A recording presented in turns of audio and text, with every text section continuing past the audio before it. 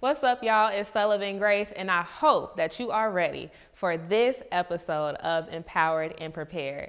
In this episode, we featured Amber Anderson, who started her own nonprofit at the grand age of 16, y'all. 16 years old. You heard that right. She started her nonprofit, and she has been successful ever since. So this episode is perfect for you if you are looking to start your own nonprofit, or you're looking to make your nonprofit that you already have even more successful. Please buckle up, tune in, and get out your notebook, because we have some very special gems that were dropped in this episode. I hope that you enjoy it. I know I enjoyed this conversation. I had a lot of fun, but we also talked about some serious things. So enjoy the ride, and without further ado, we'll hop right into the video.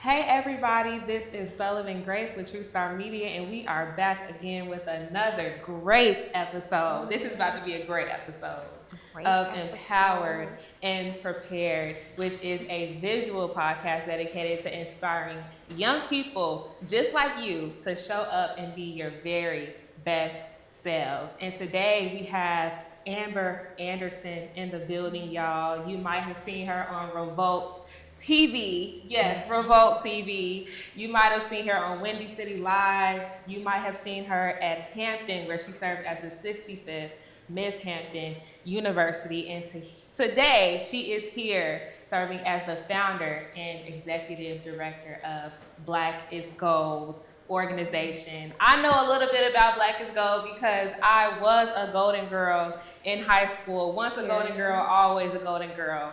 Black is Gold is an organization that inspires college and high school Black women to excel in their careers and in college as well. So we are so grateful to have Amber here today. She's going to drop some gems on what it means to be a Gen Z nonprofit organization runner. Thank you so much for being here today. Yes, thank you for having me. I'm excited. I am too, girl. This is about to be a great conversation. Okay, talk about a full circle moment. Okay. Sitting down with somebody that was in your program. The program works. It does. As you can see. It does. See the success. It works. It does. It does. Black is Gold changed my life, and we're going to get into a little bit more about what it means to be a nonprofit owner. So before we get into Black is Gold, take us back to high school. Take us back to your Kenwood days, girl. My Kenwood days. Yes. Let us know, when you started your nonprofit at the age of 16 years old, you started. What was your inspiration behind starting Black is Gold? Okay, so this question I get a lot, and it's so many different components that go into like how Black is Gold was started, why it was started. So let's first start with Miss Bedford. So Miss Bedford was my African American history teacher.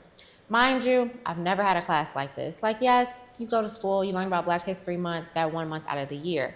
But no, Miss Bedford was like a full-on 1 year, we're about to study it all year type of deal with her class. And she was an amazing teacher. She was like one of the first Black women teachers that I had at Kenwood, ironically.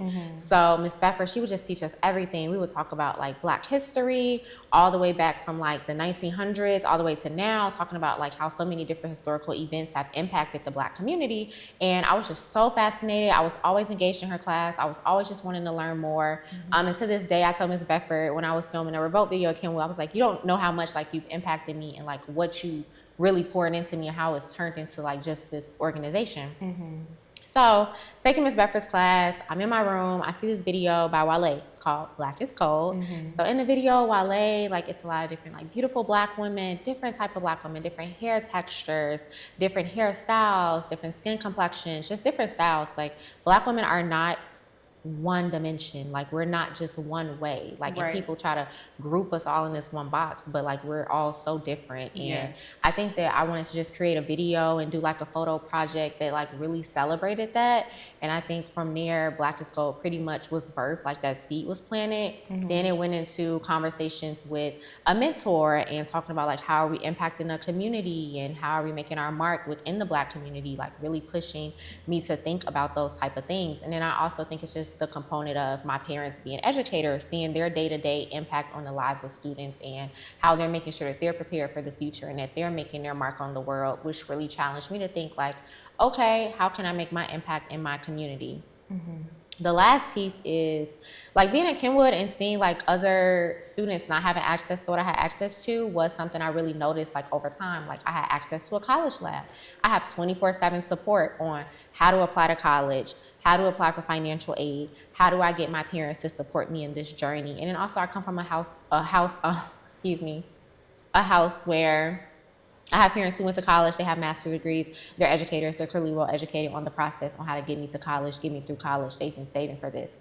And unfortunately, not everyone's household is educated on those different topics about, well, I have the desire for my child to go to college and my child has the desire to go to college, but how do we get you from point A to point B? And then how in between that process, when I get you to point B, how do I get you through point B to point C to adulthood? So it's a lot of different components that go into why Black is Gold was created, and even just like as I've evolved over time, like just learning the importance of creating safe spaces for Black women and girls has just really become a strong value for me. I love that. I love that. And I'm hearing in your response that that initiative is what it really takes to be a nonprofit owner. And I'm sure that the people watching want to hear what it takes to run a nonprofit. Can you explain a little bit more about what a nonprofit is and how it works? Yes. So essentially, a nonprofit, when you are a nonprofit, I'll go based on what I'm educated on as far as Black is Gold. So we're a 501c3 nonprofit. So usually that means that your business is funded through grants, fundraising, a lot of just different various donors. You may come up with different streams of income to like bring in money to your organization. And pretty much you also are like eliminated from like taxes, like you get tax deductibles, and nonprofits, they work where like they have a governing board. So I have a board of directors, they're considered my bosses, and they pretty much advise me on how to run the organization and make sure that I'm being ethical, that they lead me in all of the right directions, and being transparent. I am still learning more about exactly what the nonprofit industry consists of, and I'm learning more about what it takes to actually run a nonprofit. I'm not very well versed on everything just yet, and I'm not ashamed to say that because I started this when I was 16. Like, I'm 23 now, and I've had a lot to learn over time, but I have started like just taking classes. So like I recently just finished a class on how to manage and run your board of directors and how to get them engaged, and talking about how you can get them to not only fundraise, but also how they can bring other resources to the organization and how they can help you with strategy planning. And I think that I'm not ashamed to say that I don't know everything just yet, but what I am proud of is that I take the initiative to actually go out and learn about the nonprofit industry and what it takes to actually get Black is Gold to that point. Because I don't want Black is Gold to ever be considered as, oh, it's just some college organization. Like, no, we're running a real nonprofit organization. We're handling business the right way. We're doing everything the ethical way. We're gonna go by the book, but we're also gonna think out of the box and be innovative. Yes, that's very important. And something I heard in your answer is transparency as a leader of a nonprofit. You know, sometimes when people get these big positions and they're in the public light, it's like, I know everything and this is why y'all should be listening to me, but you're being transparent, and I love that. So speaking of that, a lot of people who may not be well versed in the nonprofit world may not know exactly how to fund their lifestyle while being a nonprofit, because that word, that terminology makes you assume that you're not making any money from it. So what's the realities of being post-grad and running a nonprofit? How are you paying your bills? How are you making your money? Yeah, let's talk about it. And I have no problem with being transparent about it. I think a lot of people think that nonprofit, they always associate nonprofit with broke. They always associate it with no money. And having a nonprofit, it's hard to get funding. It's hard to like compete for those grants and get those donors and really engage people with it. But what I've learned over time is that grants and donors is not the only way that a nonprofit can make money. Like there's other ways. So like you can have like merch that you sell for your nonprofit, and that brings in income, and that helps like fund your operations, and it helps fund with your programming or whatever different community initiatives that your nonprofit puts out into the community. Like that can help with funding it. And I think also like being in this position so young, like at 16, and like trying to figure out how to bring in that money, like I didn't really understand that concept yet, and I'm just now learning that like post college. So no, nonprofit like Black is Gold is not footing the bill for me. And personally, like I don't care about getting paid from Black is Gold. I care about us making sure that we have an impact. Like I always tell people I care about bringing on a team and paying them first before I'll even pay myself, and making sure that some of my values, like as a Gen Z nonprofit like founder and as somebody who is in this position as a Gen Zer, it's like I want to make sure that I'm bringing people on the team. I'm able to pay them what they're worth. Yes. I'm able to pay them for their time, for their skills, and I want to make sure that the organization is in a great position to do that. So making sure that we're like thinking of different streams of income for the organization and not just heavily relying, on grants and just donors and coming up with unique ways to fundraise. So, but I know that was a lot, but just getting into like what I do outside of Black is Gold. So I'm a social media consultant. Okay. I first started off working in healthcare as a marketing coordinator. Healthcare, I wasn't the biggest fan of. And one day I kind of just woke up and quit my job. Ironically, I know that sounds crazy, but one day I was just on the phone with someone I consider like a big brother, and I was just like, I can't do this anymore. Like, I just feel like I'm very stagnant. Like, I don't feel like I'm actually fulfilling my purpose.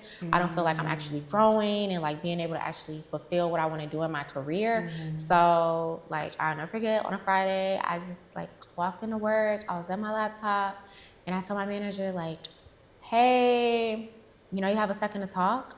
And he was like, oh, are you about to quit? And I was like, actually, yeah, I am.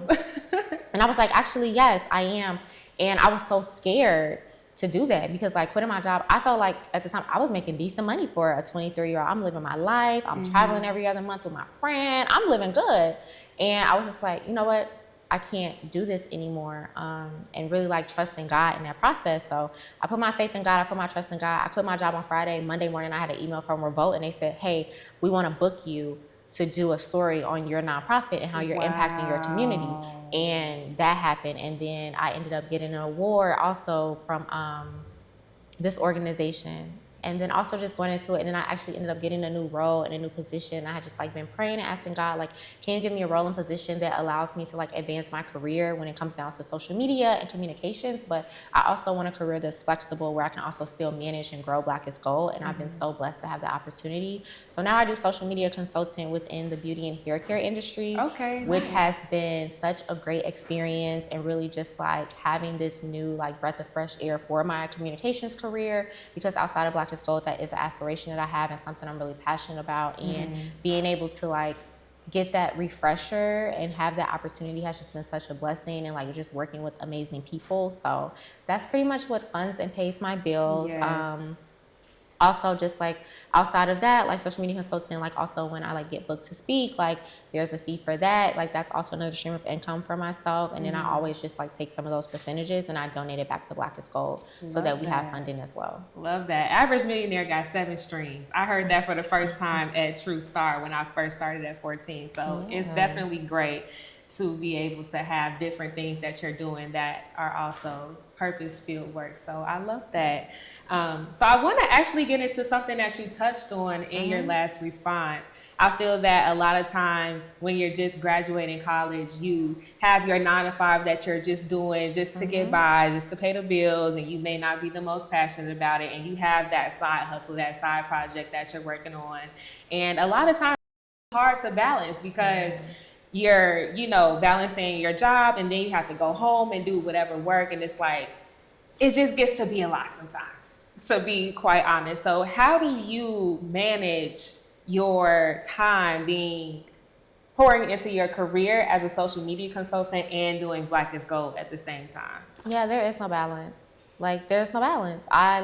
Transparently, there is no balance. Like, there was a period in time where like, I'm going to work, I'm doing Black is Gold, I'm going to Soul Cycle every Tuesday and Thursday, having a time. I haven't been to Soul Cycle, and I don't know when, because like I have a new role and a new career path that's very fast paced, and it requires a lot of my time, and I'm very passionate about the work that I do, like as a social media consultant as well. And I'm also very passionate about Black is Gold and getting it to the point where I wanted to get to. But I also had to like have a moment of reflection and be like, hey, this isn't working.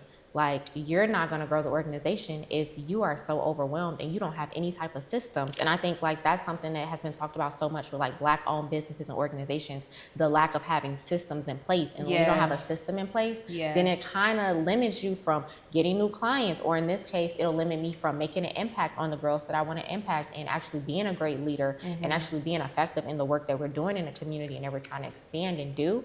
So something that we came up with is like, I started like utilizing systems to like do project management, to like set up deadlines for projects, for social media, for my board of directors meetings, which are really important because those are the people that are advising me on how to be a strategic leader and how to take the organization to the next level. So making sure I'm prepared for those meetings. So putting different platforms in place to make sure that we're getting the job done. Yes. And then also just like trusting people. I have a little bit of sometimes it's hard to trust people with something that you've created, but I've learned that like if I don't start developing that trust, or I don't start putting things in place to train people and to onboard people to actually help the organization grow, then I'm just gonna be in a stagnant place. It's never gonna grow because I can't do everything. Yes, delegation is extremely important. As a leader, you got to be able to shoot out them tasks when you, because it can get real overwhelming. So I definitely feel that. Black to Black is Gold. You talked a lot about your purpose behind it. What made you want to continue this organization past high school? Because you could have said, as soon as I graduate Kenwood, I'm out. I'm focusing on my career as a college student. Why did you want to continue it? I think it's purpose.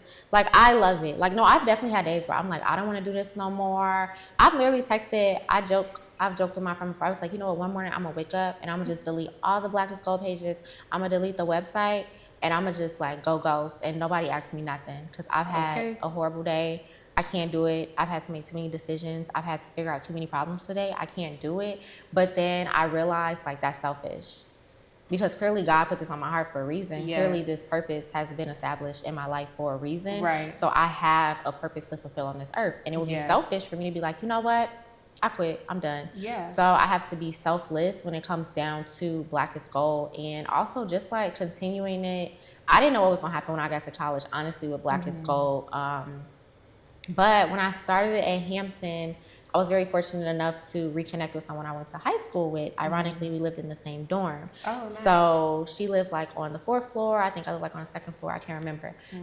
But I just like started talking to her. Like she would come down to my dorm with me and my roommate. We would just like talk all the time. I'm like, okay, I think I want to start like Black is Gold at Hampton, and I want to like make it happen. And I don't know what that looks like right now, but like let's just start it. She was like, okay, like I'll be the vice president. You be the president. We'll figure it out. Cool. So we start.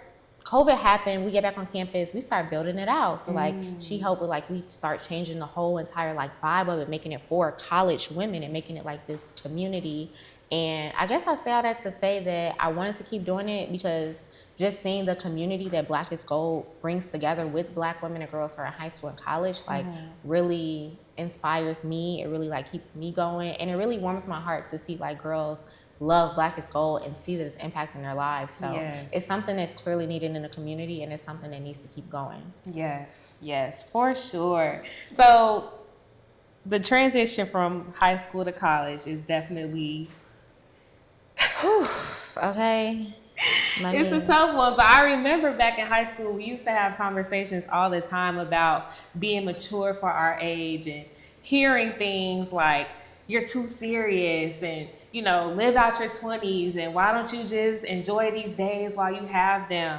And sometimes for me, it's hard to block out that noise of people trying to steer me away from my path. So how do you block out those people that may make those comments like, girl, you working too much, why don't you just go and go to the club and go to the bar or whatever the case may be, and not stay focused on your purpose-driven path? I think that I had to learn that lesson in high school, though. Like, that was a lesson I learned early on. I think my dad made sure I knew that lesson.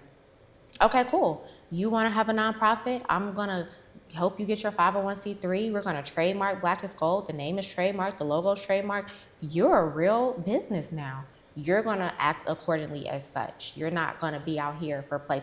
So like, even when I was in high school, I'd be like, can't kick it this weekend. Got something to do for Black is Gold. When I was in college, it was like, can't kick it this weekend. I have to do this. And like, people be like, you're such a homebody. You never go out or whatever. But, and I get that, and I do think you should have a healthy balance and you should live your life for sure. But I think that I've just had to take on different responsibilities, and I'm not in a position to drop the ball. Like, and I always tell people that I'm not in a position to drop the ball. Like, how are you on Revolt TV and you dropping the ball? You can't.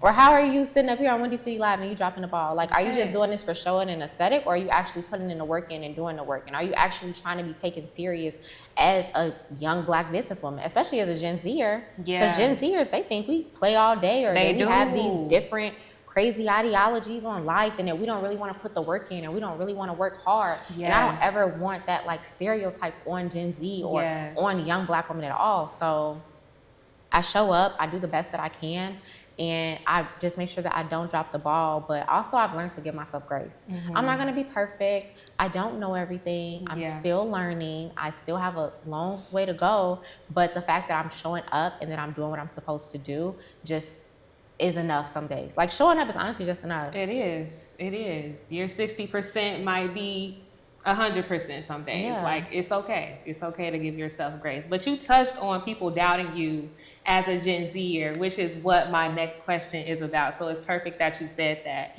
How do you overcome those challenges that come with your age? Because at the end of the day, you're 23 years old and you're in a big role. You have big shoes to fill. So how do you deal with that? I stopped caring. Like, honestly, I stopped caring. Like, at the end of the day, I don't have the same mindset of somebody who has this like cookie cutter. I always say that I'm not your cookie cutter girl. I'm not like, I'm gonna do what's ethical. But at the end of the day, I have out of the box ideas on how I want Black is Gold to run, and how I want to build community, how I want to build our donor base, how I want to strategically build this business over time. Like, I am not looking to follow the basic route or way of how people have done nonprofits in the past, because it's not gonna work. Like, it's really not. And also, you have to think about it, like, Gen Z, we're becoming the ones with jobs. We're becoming the ones that we want to get people to donate to these organizations and to the community work that we're doing. So how do we attract them to become donors, even if it is just $20 a month or $10 a month? Like, how do I attract you to want to donate and pour into this organization? Or even if it's not financially, how do I attract you to want to volunteer and play a role in impacting the lives of young Black women and girls? And what I've had to realize is that their way is not going to be my way. You're not going to agree with me. That's fine. That's great. I respect, and we just disagree. But I had to like get out that mindset, like, oh, they think it's a joke of what I'm doing. Like, this is not a joke. Like, I put real time in, I put real hours in, and I put real strategy and real strategic thinking into like running this organization and like how to actually push and move it forward. Is it going to happen overnight? No, it's not. Not at all. And sometimes I think people get caught up in like it's not happening tomorrow, so I'm done with it, I quit. It's not. Like, it took, Black is supposed to be 8 years. It took 8 years to even get to this point, to even grow that type of community that we have now, like with just college women. Like, it took time, and like I'm learning that.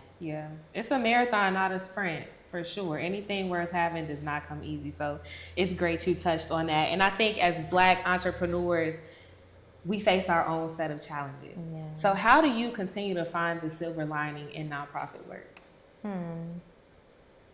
It's a great question. I know it has a lot to do with my purpose.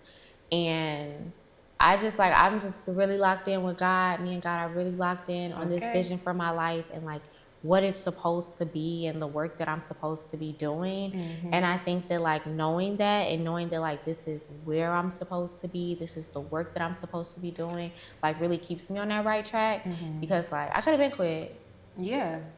I could have been quit. I could have been like, you know what, I don't want to do this anymore. But when you realize that you have an obligation and a responsibility to somebody, which are the Growth Start in our program. Like, if I wake up tomorrow and be like, you know what, y'all, I'm done today. Like, the program's over with. It's not happening. Like, I'm shutting it all down. Like, that would just be irresponsible. It's inconsiderate, and it's not actually going by the values of the organization, which are like creating a safe space for Black women and girls. So knowing that I have that obligation and I have a responsibility to fulfill is, hey, gotta show up, had to do what I had to do, even like no matter how bad I'm feeling. Gotta push through it. I hope y'all are taking notes, because I definitely am. You gotta be persistent in whatever you feel like your purpose is. So speaking of your purpose, Black is Gold is your baby. What are your biggest aspirations for Black is Gold?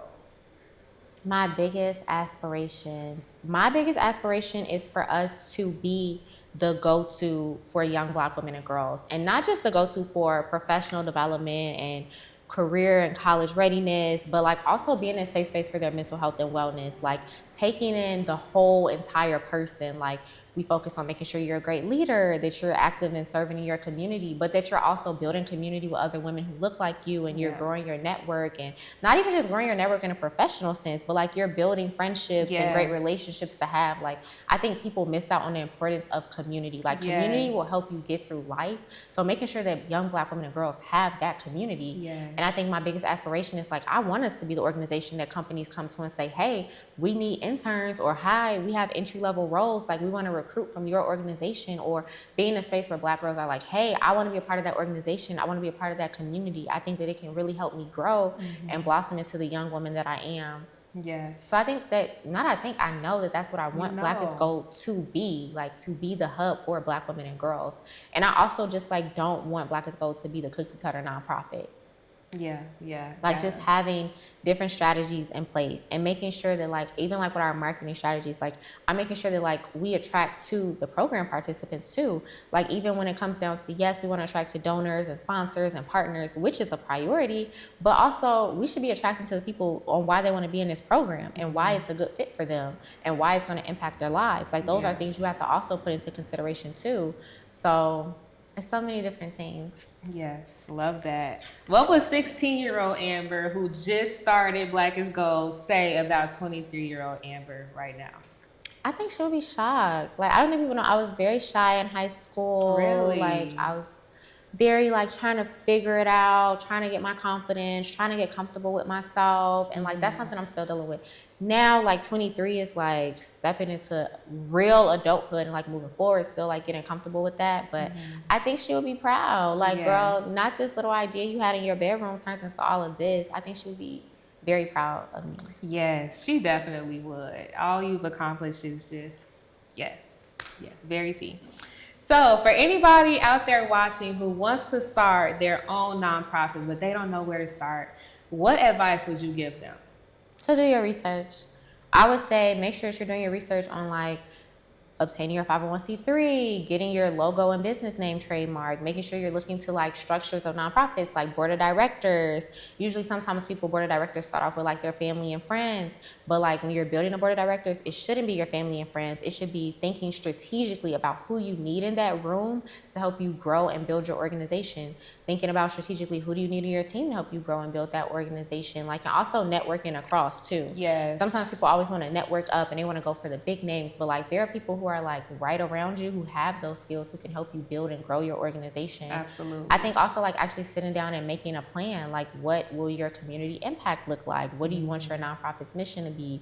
What are the values of this organization? Like how are you all implementing these values and fulfilling that mission throughout different communities, whatever your focus area may be? Like actually taking the time to strategize and to actually plan. Like I wish that that was something I knew from the beginning, because I think that I would have been in a different position now, but I had to take the time to actually learn those lessons. And you know, I'm a little hard-headed, so I had to learn them. I'm a better learner when I go through experience. So, but I think that like actually sitting down and making a plan and like having the strategy and like using resources that are available to you. So like there's different workshops you can take, different classes you can take that like are free resources. So like doing your research and finding those resources too. Yes, love that. Well, we got into the nitty gritty of Blackest Gold. Now we want to ask some more lighthearted questions. I want to ask you about Kenwood, girl, because you know I went to Jones. Yes, I'm a Kenwood girl. Hold on. I'm a Kenwood girl, okay? I'm such a Kenwood girl. I have my line sisters, okay? Asking about Kenwood, like they be joking, like I'm a Kenwood girl, like yes. I was at Hampton repping Kenwood. Y'all be going hard. Yes, I love Kenwood. I think that Kenwood is such a great high school, and like even people have this negative connotation with like, oh, you went to a public school. Like, no, I went to one of the best public schools on the south side of Chicago that like really actually poured into me, made sure that I had the resources that I needed to actually succeed in college. And like even still having connections with people from Kenwood, they were like staff when I went there, and like the fact that they're even like still supporting me and that they're even like still checking on me and that they're like proud of me, like having that community and that village is so important. And I love Kenwood. Yes, like, it's basically Chicago's HBCU. It is, and it's that's Chicago's what people don't get. high school version of the HBCU. Y'all always said that. I would, in Black is Gold, all the Kenwood girls would be like, I'm a Kenwood girl. I'm like, all right, y'all. I love Kenwood, but so what was your favorite experience that you had at Kenwood? At Kenwood, the people, the community, like really just like that community piece is so important. Like, and I think the staff really pours into you and makes sure like that you're successful. Like some people don't always get that experience like in the education system. Like having a teacher that cares about you, having a principal that cares about making sure that you're getting to college. Like literally shout out to at the time, Principal Calloway, she's still the principal, but like she cares about getting you to college. Like you're gonna get to college, and if you can't, in some situations, you can't afford to go out of state for college. You can't afford the HBCU; they're very expensive for some people. That's a different conversation, but we already know how that goes. Or you may not afford to go out of state, but I guarantee you that she'll find you an in-state school so that you can go to college, or she'll help you figure out a plan. Like they'll be like, okay, let's start off with community college this first year, and then let's transition you into a 4-year full-on university or college. Like having people that actually care about seeing you succeed, or having like people that want to help you figure out trade school or what you can do post like high school is amazing. And like for me personally, I have never seen that anywhere else with my high school experience. So like. Yes, that's what I love. It's like a mini HBCU. Like that was literally my experience at A&T. Is the professors that care about you, that pour into you. So it's definitely great to be able to have that in a high school experience. But speaking of HBCUs, I know you biased for the home by the sea, Hampton University. But outside of your experience there in homecoming, which HBCU do you think has the best homecoming? You gotta say Jiho. No, I've never been, so I can't speak on it. I can't speak on it. I can't speak on it. I have a friend went to NCAT. I beef with them real bad about how Hampton is better than NCAT. It's real bad. I get on them really badly. I can't speak on it because I've never been, and I don't want to be out here like, oh, it's one of the greatest homecoming. They say it's the greatest homecoming on earth. I don't want to say it. I've never been, but Hampton homecoming is a time now that I can tell you about. That's a good homecoming. Well, we're going to check back in a few more years to see where your head is at when we've explored a few more homecomings, and we can, but Jiho is always the best one, just so y'all know. I'll say no, I lied. I've been to Spellhouse. Okay, how was that? I went to Spellhouse when I was in high school.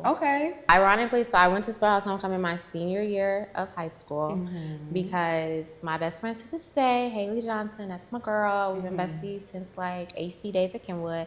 But we were gonna go to Spelman. She did end up going to Spelman. She graduated. Yeah, she did. Love my girl, boss.